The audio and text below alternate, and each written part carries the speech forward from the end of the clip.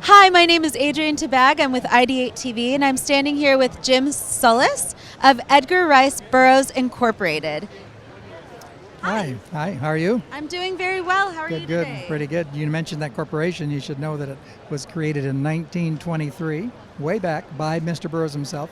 He was ahead of his time by incorporating, so he could have a corporate receptacle to house all of his properties. And he created many storylines over a 35-year career of writing.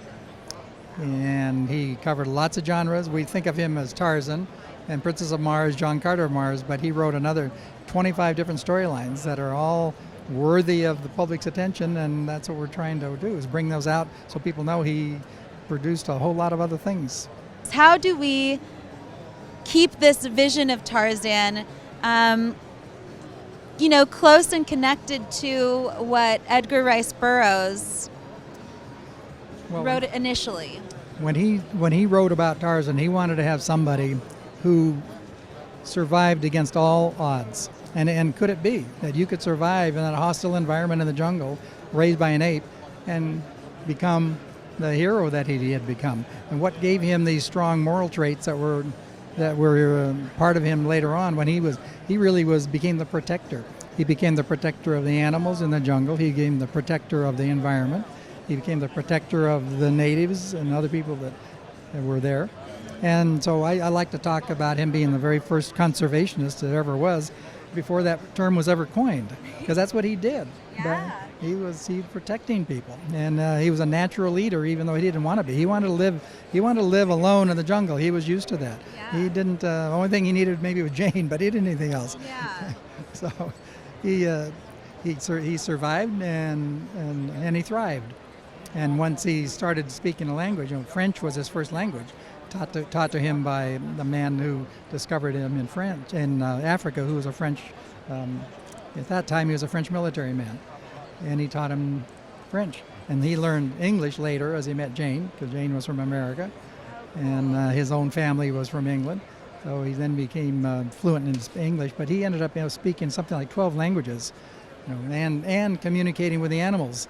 So that's our Tarzan, and most people don't understand that storyline.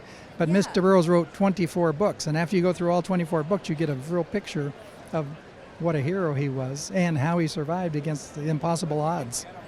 Now, today in the LA Times, there's an article about Hollywood needs more content for their films. They don't have enough content. We've got content. I've got 25 properties here, all of which would make great movies because they're great storylines created by the master of adventure. Right. And his first book was John Carter of Mars, creating these four-armed Martians. And that's John Carter and Princess Thoris, Princess of Mars. Well, that became a storyline of fantastical adventure. And from that one story in 1912 came Superman. That's why, when John Carter got to Mars, he had extra powers. And that's why Superman had to come from a different planet, because they have that gravitational change, just as John Carter did. It was all created by Edgar Rice Burroughs. And Superman came from that. Flash Gordon came from that. Star Wars came from that. George Lucas took a lot of ideas from Princess of Mars. And you can see that in the desert scenes he had, and the sand, and the strange people that he created. They're all coming from Mr. Burroughs' books. And then, of course, the last one is Avatar. Jim Cameron. Beautiful. And Jim Cameron is quick to associate Edgar Rice Burroughs with his thinking. He says, I've been thinking about Edgar Rice Burroughs for 15 years, and I can finally put something into a film that represents how I saw his science fiction. And that's why he's sometimes referred to as the grandfather of science fiction. And we like to say also the master of adventure, because every book he wrote has adventures in it that no one had ever read before. And he was a pulp writer. And in those days, he wrote for entertainment. He didn't write to please literary circles. He wrote to entertain people with his stories. And that's exactly what he did. And he became a master at it. Master of adventure. And if you come back tomorrow, I'll have that T-shirt on. Oh, that's so cool. Where did his inspiration come from? He tells it as a storyline. He used to tell his children stories when they were little. And the stories were just fantastic stories about places that nobody had ever thought of before, and adventures nobody had ever thought of before. Yeah. But he was a complete failure at everything he tried until he was 35 years old. He didn't write. He had 10 jobs and he failed at every one of them. 10 businesses, failed at every one of them.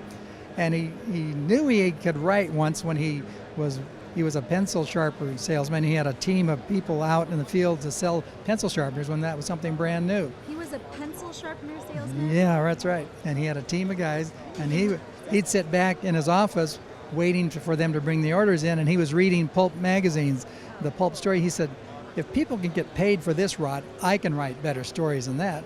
And that's what he did. He wrote his first story, which was called Princess of Mars. That became John Carter of Mars.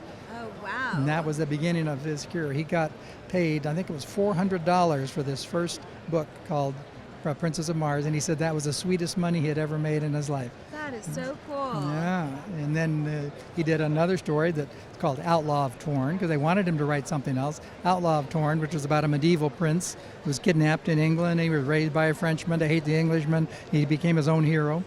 And yet, Edgar Rice Burroughs, after a success with Princess of Mars, they wouldn't buy the book.